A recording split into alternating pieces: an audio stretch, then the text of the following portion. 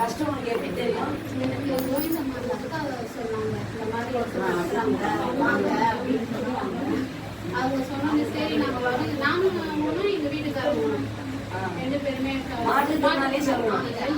மாற்றிக்கிறவங்க.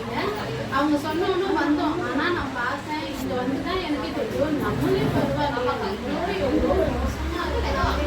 இங்கே வந்து தான் உண்மையாலே இங்கே வந்து உண்மையாவே சொல்கிறேன், இங்கே வந்து தான் எனக்கே ஒரு தன்னம்பிக்கையே ஜாஸ்தியாகவே ஆயிடுச்சு. பரவாயில்ல, அவங்களால முடிஞ்சு எல்லா வேலையும் செய்கிறாங்க, நம்ம முடிஞ்சு ஏன் இப்படி இருக்கிறோன்னு தோணுச்சு. அது மாதிரி சொன்னாங்க, இடம்லாம் கொடுக்குறாங்க, நம்ம வாழ வீட்டில் இருக்கிறவங்க இடம்லாம் கொடுக்குறாங்க, நீங்கள் வாங்க நம்ம வண்டிக்கு ஏற்பாடு பண்ணலாம், வேலைக்கு ஏற்பாடு பண்ணி தராங்க அப்படின்லாம் சொன்னாங்க. ஆனால் உண்மையாகவே எல்லாமே அந்த அக்காவுக்கு தான் செய்கிறோம். அதுக்கப்புறம் தான் இந்த அண்ணனை பற்றி எனக்கு அறிமுகம் பண்ணாங்க, உங்களையும் அவங்களையும் பற்றி எனக்கு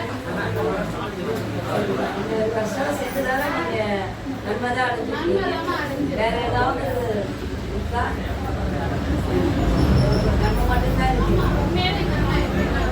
உண்மையிலே அந்த அண்ணனுக்கு இங்க இருக்கிற எல்லாரும் ஆயுசு கடவுள் நிறைய மாதிரி காரணம் ஹெல்ப் சொல்றேன். மாற்றுத்திறனாளி மாற்றத்திலாம் இருக்கிறாங்கல்ல, அவங்கலாம் அந்த அண்ணனை ரொம்ப எல்லாரும் யாருமே விட்டுவைக்கிறது அந்த அண்ணன் எல்லாரும். அதாவது எல்லாரும் சொன்னாங்க இல்லையா, விஜயகாந்த் பத்தி பேசினாங்க இல்லையா, அவர் ஓட்டு போட்டு இது பண்ணாம விட்டுட்டோம்.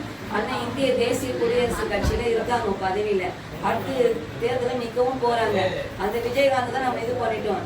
இப்போ இருக்க விஜயகாந்த் நமக்கு இவர் தான், இவரை ஜெயிக்க வைக்கணும்னு நம்ம கடமை. கண்டிப்பா எங்க வீட்டுல 13 பேர் இருக்கிறாங்க, கண்டிப்பா போட வைக்கிறோம். நன்றிமா நன்றிமா.